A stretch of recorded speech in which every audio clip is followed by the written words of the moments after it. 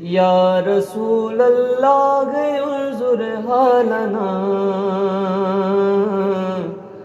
یا حبیب اللہ اسمع قالنا۔ بسم اللہ الرحمن الرحیم۔ ناظرین و ناظرات، السلام علیکم ورحمۃ اللہ وبرکاتہ۔ 5 روزے مکمل ہونے اور نماز تراویح کی ادائیگی کے بعد 1445 ہجری رمضان المبارک کی چھٹی سحری کے انتظار میں اس وقت ہم بیٹھے ہوئے ہیں۔ آج ایک مرزا انجینئر محمد علی جہلمی کے اسٹوڈنٹ اور اس کے اندھے پیروکار نے ایک سوال قائم کیا اور اسلام کے اندر اس نے شکوک و شبہات کا دروازہ کھولنے کی کوشش کی اور اپنے ارد گرد کے رہنے والوں اور اپنے ساتھیوں کو ایک فتنے کی لپیٹ کے اندر لینے کی کوشش کی،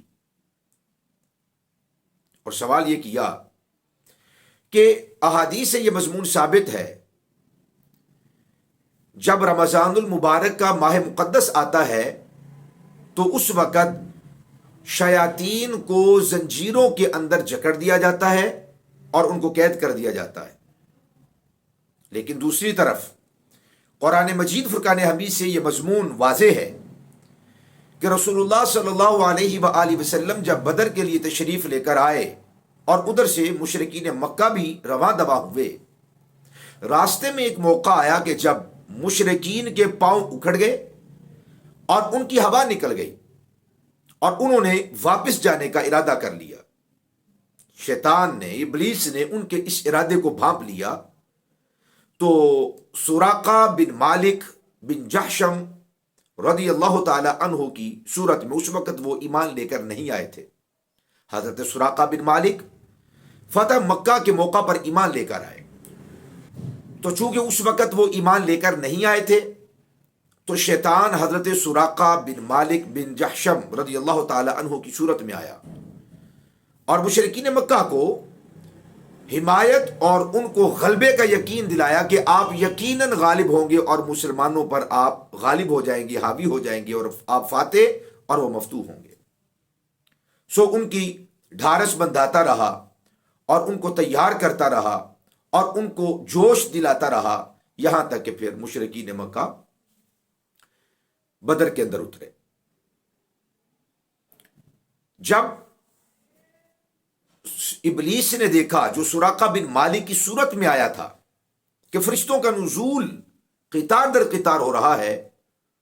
تو وہ ان کو دیکھ کر بھاگ گیا۔ انجینئر مرزا محمد علی جہلمی کے فالورز کا اس مقام پر یہ اعتراض ہے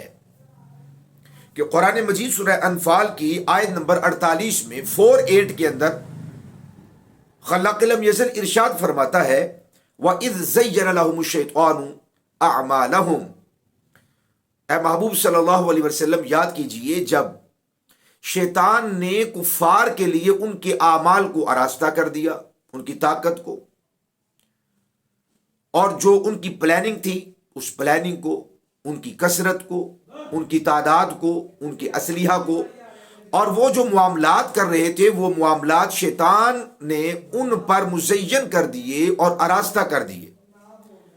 وَقَالَ لَا غَالِبَ لَكُمُ الْيَوْمَ، اور ان کو یقین دہانی کروائی کہ آج کے دن تم فاتح بنو گے، تم غالب آ جاؤ گے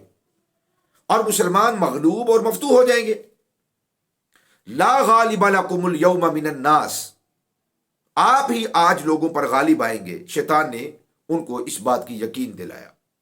وَإِنِّي جَارٌ لَكُمْ، اور میں بھی تمہارا حمایتی ہوں۔ وہ شیطان اور ابلیس جو حضرت سراقہ بن مالک کی صورت کے اندر آیا تھا، شیطان نے ان کو امید دلائی اور یقین دلایا اور حتمی اور جزمی طور پر بتلایا کہ میں بھی تمہارے ساتھ ہوں، میرا قبیلہ تمہارے ساتھ ہے، جوان تمہارے ساتھ ہے، اسلحہ تمہارے ساتھ ہے، سو تم بدر کے لیے چلو۔ فلما تراءت الفئتان، جب دونوں گروہ آپس میں مسلمانوں کا اور مشرکین کا آمنے سامنے ہوا، نکصا علی عقبیہ، تو وہ اپنی ایڑیوں کے بل بھاگ نکلا۔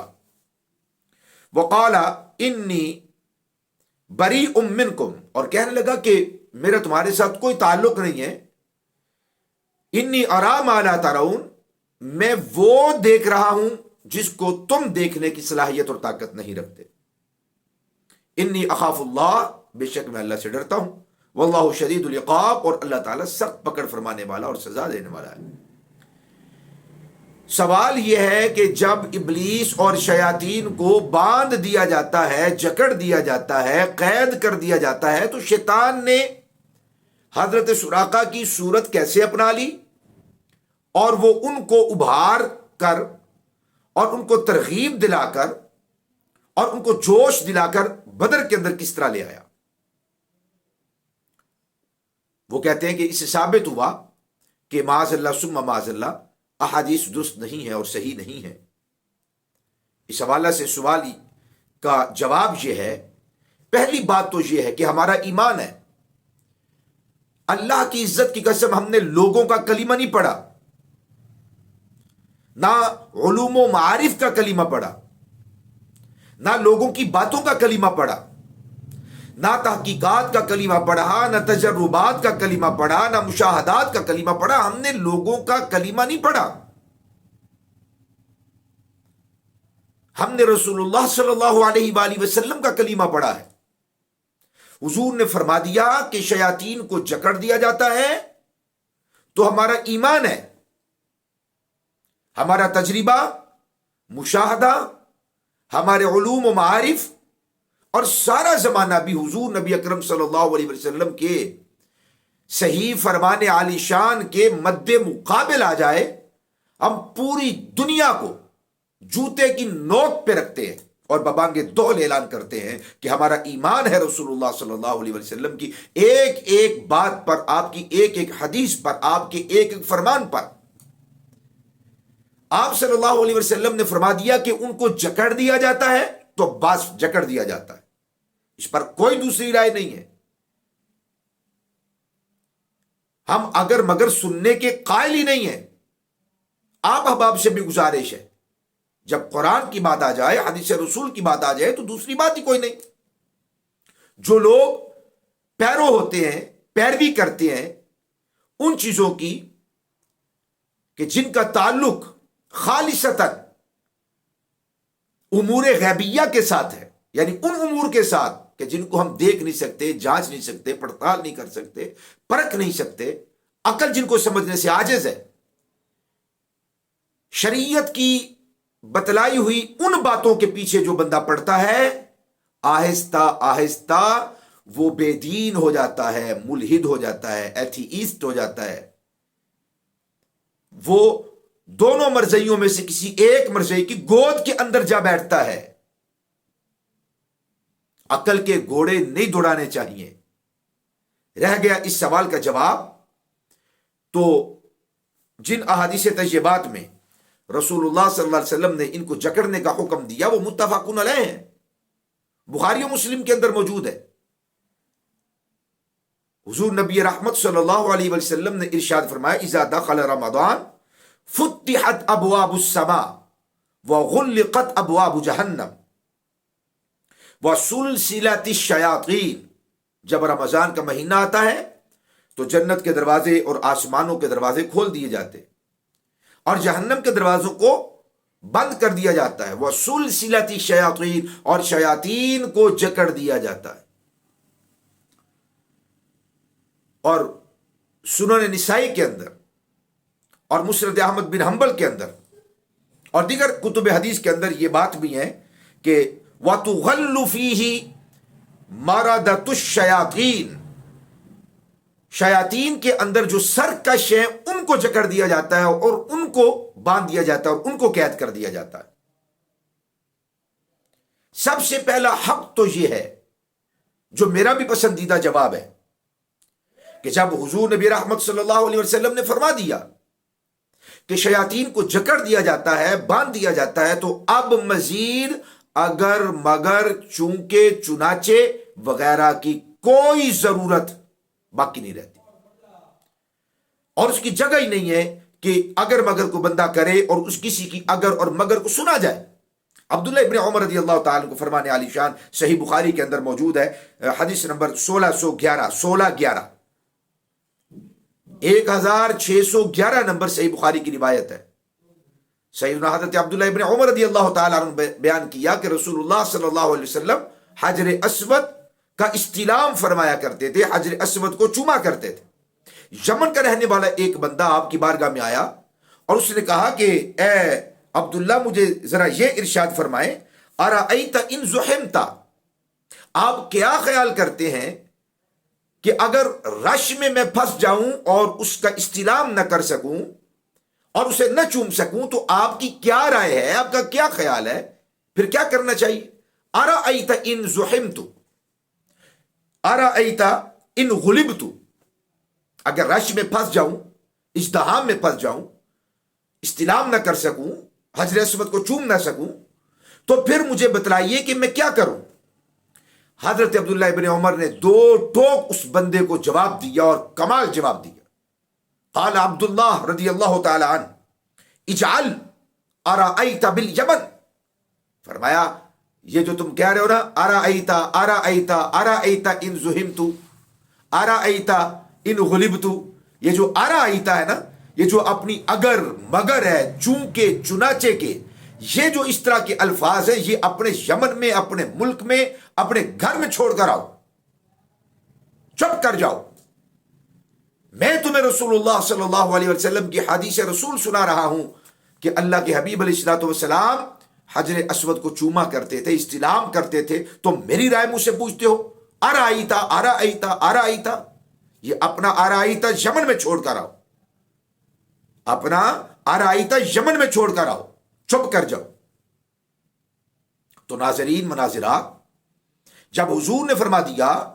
کہ شیاطین کو رمضان کے مہینے میں جکڑ دیا جاتا ہے، بند کر دیا جاتا ہے، قید کر دیا جاتا ہے، تو اس کے اوپر سوال ہی نہیں بنتا. رہ گئی بات کہ اگر جکڑ دیا جاتا ہے پھر بھی اگر کوئی اگر مگر کرے تو اہل ایمان کی دل کی تسلی اور تسکین کے لیے یہ بات میں عرض کر دیتا ہوں، جو بدعقیدہ ہیں، بد مذہب ہے، اگر وہ ایمان کی روشنی حاصل کرنا چاہتے ہیں تو وہ اس کو تسلیم کریں گے، قبول کریں گے. اور اگر ان کے مقدر میں ایمان نہیں ہے، ہدایت نہیں ہے، تو پھر اس طرح کی ہزار ان کو تقاریر سنا دے، حوالے دکھا دے، وہ ایمان لانے والے نہیں ہیں. سواء علیہم اانذرتہم ام لم تنذرہم لا یؤمنون، اللہ نے مہرے لگا دی ان کے دلوں پر، آنکھوں پر، بینائی پر، سماعت پر، نہ سننے والے، نہ دیکھنے والے، اور نہ دل سے ارادہ کرنے والے. علماء نے اس کے کئی جواب دیے. بعض علماء کی رائے یہ ہے کہ اس کا مطلب یہ ہے کہ رمضان کا جب ماہ مقدس آتا ہے تو رب ذوالجلال اہل ایمان کو، جو اسلام کی کما حق ہو پیروی کرنے والے ہیں، اسلام کی اس فیض کے سبب سے نماز، روزہ، قیام اللیل، نماز تراویح، صدقات و خیرات اور نیکیوں کے سبب سے، اور جو بندہ مومن استغفار کرتا ہے، توبہ کرتا ہے، سچے دل کے ساتھ رجوع اللہ کرتا ہے، ان اعمال صالحہ کے سبب سے اللہ تعالیٰ اس بندے کو محفوظ کر دیتا ہے، اپنی رحمتوں کے حصار میں لے لیتا ہے. شیطان اس کو ورغلا نہیں پاتا، اس کو گمراہ نہیں کر پاتا. وَسُلْسِلَةِ الشَّيَاطِينَ کا ایک معنی یہ ہے کہ ان کو جکڑ دیا جاتا ہے، یعنی صاحب ایمان کو ایمان کی اور اعمال صالحہ اور اخلاق حسنہ کی پروٹیکشن اس کو حاصل ہو جاتی ہے، اور یہ اعمال پروٹیکٹ کرتے ہیں، حفاظت کرتے ہیں. تو گویا کہ شیاطین اس کے مانند ہو جاتے ہیں کہ جس طرح کسی کو جکڑا ہو اور اس کا کوئی زور نہ چلے، دا نہ چلے، تو اہل ایمان پر ان کا داؤ نہیں چلتا. سو یہ اسی طرح ہے جس طرح کے شیطان کو جکڑ دیا جائے اور بند کر دیا جائے. بعض علماء کی رائے یہ ہے کہ تمام کے تمام شیاطین کو نہیں جکڑا جاتا، جس طرح کہ مسند احمد بن حنبل کی حدیث اور دیگر سنن نسائی کی حدیث شریف کے اندر نبی اکرم صلی اللہ علیہ وسلم کا یہ فرمان عالی شان کہ وَتُغَلُّ فِيهِ مَارَدَةُ الشَّيَاطِينَ، کہ ان شیاطین کو جکڑ دیا جاتا ہے جو سرکش ہوتے ہیں، جو زیادہ سرکش ہوتے ہیں، ان کو جکڑ دیا جاتا ہے. تو بعض علماء کی رائے یہ ہے کہ اس حدیث مبارک نے ان احادیث کے اجمال کو اٹھا دیا اور کھول کر رکھ دیا کہ تمام شیاطین کو نہیں باندھا جاتا، جو زیادہ شریر ہوتے ہیں ان کو جکڑ دیا جاتا ہے اور ان کو باندھ دیا جاتا ہے۔ سو اس سے ثابت ہوتا ہے کہ بعض شیاطین پھر بھی موجود رہتے، خاص مقصد کے لیے، خاص منشا کے لیے رب ذوالجلال کے اذن سے اللہ تعالیٰ ان کو اجازت دے دیتا ہے، ان کو استثناء ہوتا ہے تاکہ وہ اپنا ٹل لگا لیں، اپنا زور لگا لیں۔ اور وہاں پر حکمت یہ تھی کہ اگر وہ شیطان، وہ ابلیس انسانی صورت میں نہ آتا تو اس صورت میں ممکن تھا کہ یہ مشرکین واپس چلے جاتے، اور وہ جو تقدیر الہی تھی اور جو تقدیر حقیقی تھی جس نے ہو کر رہنا تھا،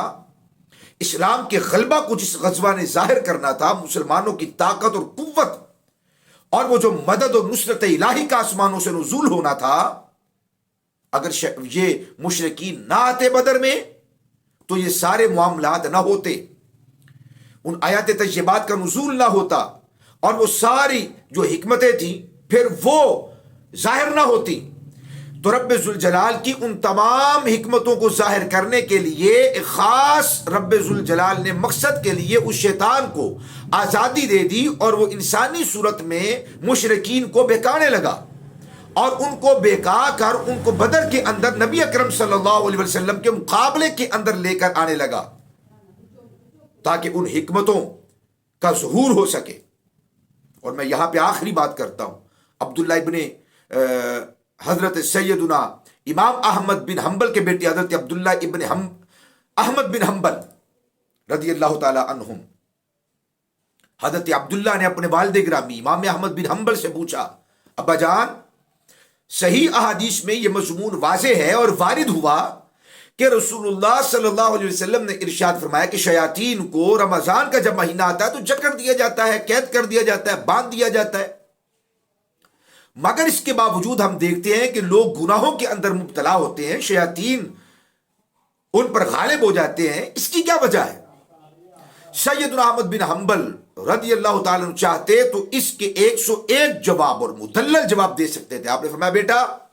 جب حضور نے ارشاد فرما دیا ہے تو ہمارا ایمان ہے رسول اللہ صلی اللہ علیہ وسلم کی ہر بات پر۔